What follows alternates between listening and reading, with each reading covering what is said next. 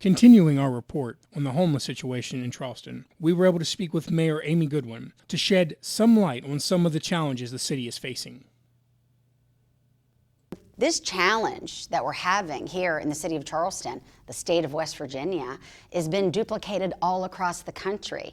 And it is because of decades and decades of not addressing the root causes of homelessness.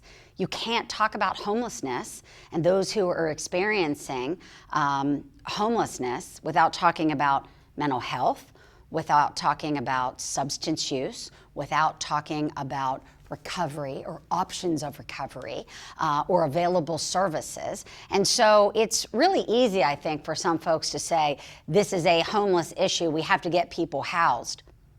Well, that sounds like a really great answer, but there are a multitude of challenges to making sure that that happens. Right now, we have places for people to be housed, but you are suffering from mental health, if you are suffering with opioid addiction or other types of addiction, it's much more complicated than that. In the city of Charleston, what's happened, as duplicated all across the country is, and especially during the pandemic, over the past 2 years, people believe that they see more homeless people in the city of Charleston, or that there are more homeless. That's actually not the case. Mayor Goodwin explains the steps her administration is taking to help ease the situation in Charleston. The first day we got here, we developed a care team because we heard it on the street. When we were campaigning, it was one of the things that people said at almost every door I knocked on, 11,219 doors, on my own. It was either the first or second or third thing somebody said. I lost my daughter to an overdose. I lost my son, my brother, my cousin, my sister, my mother.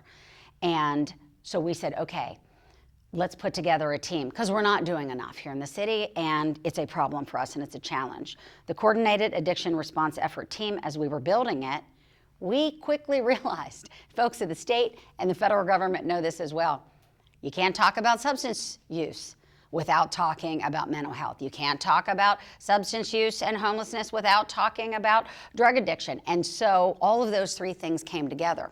We hired not only a director of care, I hired a full-time homeless outreach coordinator. We hired a full-time quick response team coordinator. So if you overdose in the city of Charleston, within 72 hours, I'm on your door. And I'm saying, how may I help you? She explains that it's not just a city problem, but it's a statewide issue.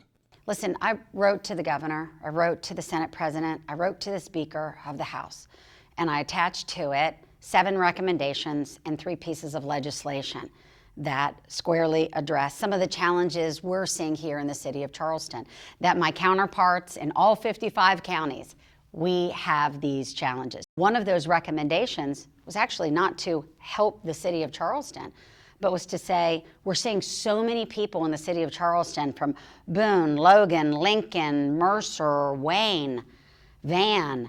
They need services in southern West Virginia. I truly believe our model that we have here in the city of Charleston is one of the best models that we have across the country.